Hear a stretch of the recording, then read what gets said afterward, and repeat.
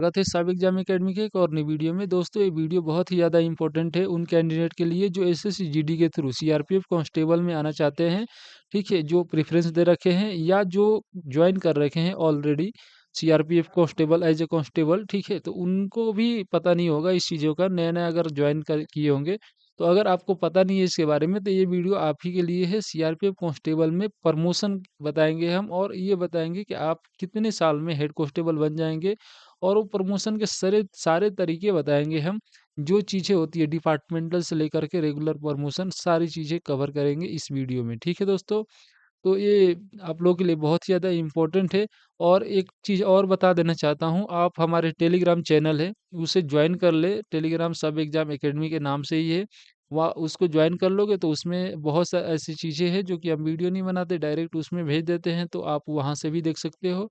और हमारा सब एग्ज़ाम डॉट कॉम वेबसाइट भी है, तो उसे भी विजिट करते रहना। वहाँ पर भी ऐसी-ऐसी इन्फॉर्मेशन दी जाती है जो कि नॉर्मल कहीं पे नहीं मिलेगा। ठीक है? तो चलिए आज के वीडियो जो है हम स्टार्ट करेंगे और एक-एक चीज़ें स्टेप बाय स्टेप बताएँगे। ठीक है? सबसे पहले तो यहाँ पर हम बता देना चाहते हैं आप लोगों को, जैसे मान के चलिए कि आपने कांस्टेबल सीआरपीएफ में बनने के 2 ही तरीके हैं,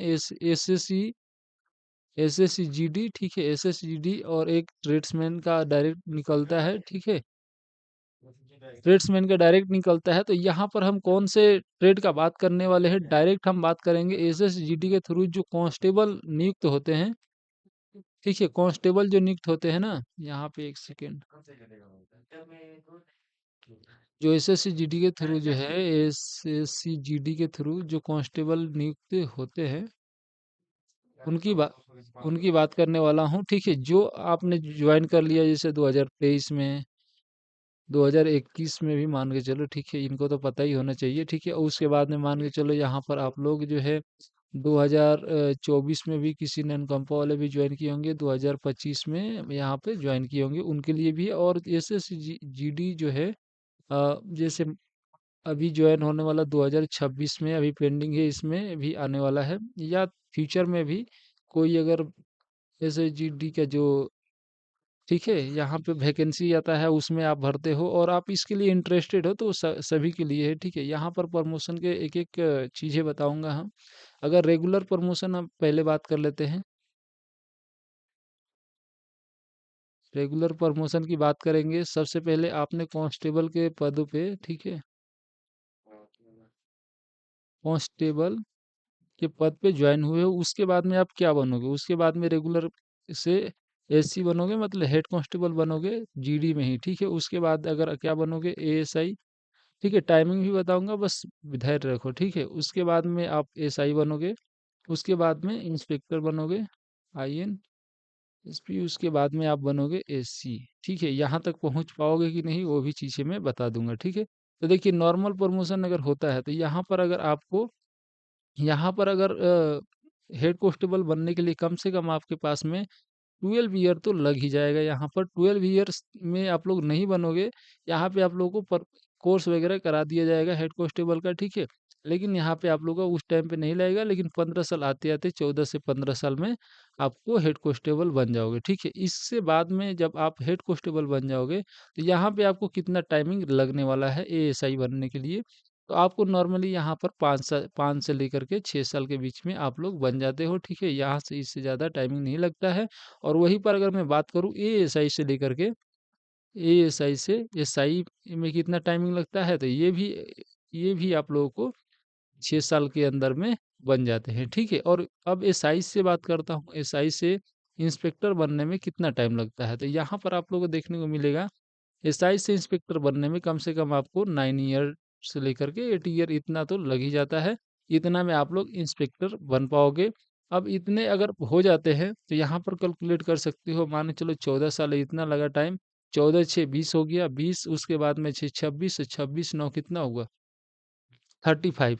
एक पूरे लाइफ में, जैसे कि पूरे सर्विस में कितना ईयर सर्विस होता है, 60 ईयर। ठीक है, 60 ईयर का सर्विस होता है। और यहाँ पर नॉर्मली जो ज्वाइन करते हैं, माने चलो 20 ईयर में उन्होंने ज्वाइन किया, तो 20 प्लस कितना हुआ ये, 20 प्लस में आपको यहाँ पे देखोगे तो 55 हो रहा है, ठीक है? यहाँ पे 55 और 55 के बाद आपको 5 साल ही बच रहा है। 5 से ज़्यादा किसी का बचेगा तो 5 से लेकर के 8 साल बच सकता है, ठीक है? 5 से 8 साल कहाँ माने चलो 2 साल, तो यहाँ पे 7 साल बच सकता है। तो आप एज़ ए इंस्पेक्टर इंस्पेक्टर जैसे आई इस यहाँ पर आप लोगों को इंस्पेक्टर के पद पे आने के बाद आप ज़्यादा से ज़्यादा इसमें ड्यूटी करोगे, तो यहाँ पर देखो 5 अगर 18 साल में भी जॉइन होते हो तो 5 2 7 7 साल आप लोग यहाँ पे करोगे। लेकिन आपको एसी बनने के लिए कितना चाहिए?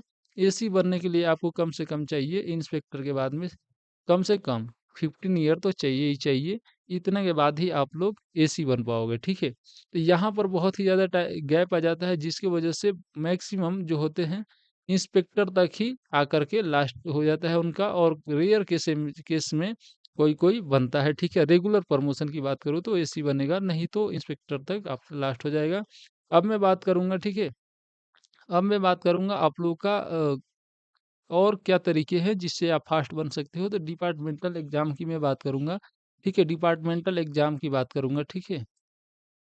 डिपार्टमेंटल एग्जाम जो कि एलडीसी होता है, ठीक है? इसके थ्रू होता है। तो देखिए इसमें कई गो एलडीसी निकलता है, जैसे कि मान के चलो एक निकलता है, पहले एसआई का निकलता था लेकिन अभी फिलहाल नोटिस जारी हो चुका है, लेकिन सीआरपीएफ में अभी उसके बाद में कोई आया नहीं। एसआई आया था पहले, लेकिन एएसआई का अभी से जैसे कराया था सीआईएसएफ में।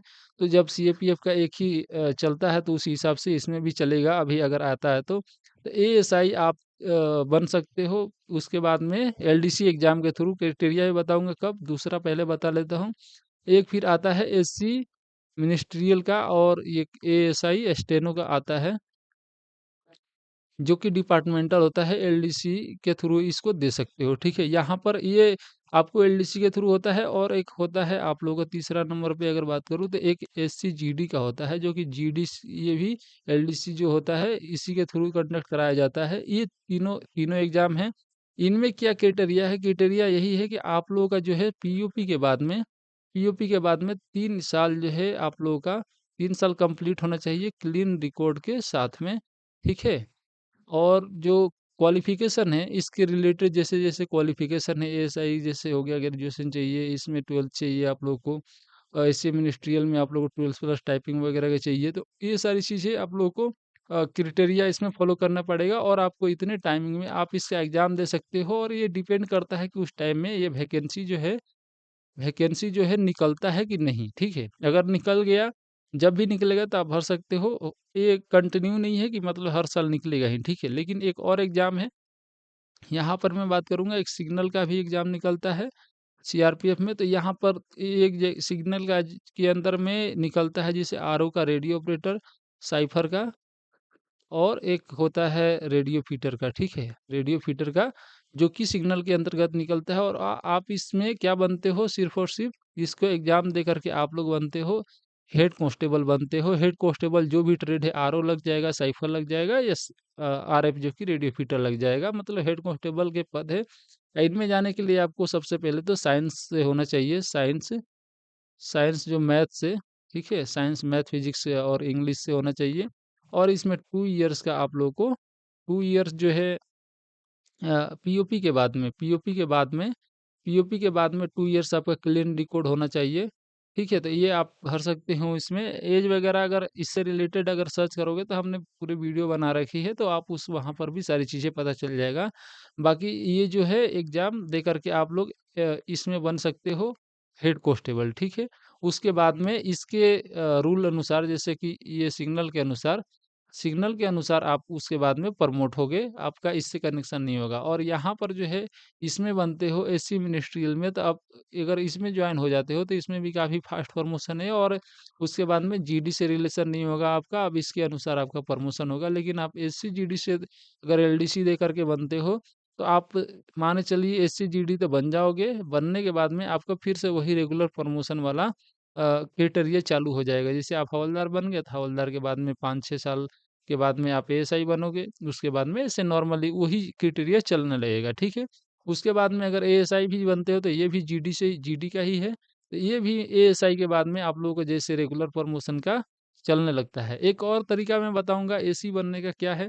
देखिए एसी बनने का तरीका जो है, आप अगर इंस्पेक्टर बन जाते हो आप, तो इंस्पेक्टर के बाद में आपका एसी का एग्ज़ाम होता है, ठीक है? एसी का एग्ज़ाम होता है और आप इसे दे करके इसको दे करके आप एलडीसी के थ्रू ही एलडीसी कंडक्ट करवाया जाता है, एलडीसी के थ्रू कंडक्ट करवाया जाता है ये एग्ज़ाम, और आप इसे दे करके इसमें अगर क्वालीफाई करते हो तो आप एसी बन जाते हो। तो ये रहा सर, ये आज की वीडियो में हमने आपको बता दिया टोटल ए टू जेड, जो कि कैसे-कैसे प्रमोशन होता है, ठीक है? और विस्तार से हमने बताया है, और कोई भी कन्फ्यूज़न होता है तो आप कमेंट कर सकते हो। और आज की वीडियो में इतना ही, मिलते हैं कोई नेक्स्ट वीडियो में, तब तक के लिए हमें सब्सक्राइब करके रखिए और वीडियो को भी लाइक कर दीजिए, ठीक है? जय हिंद।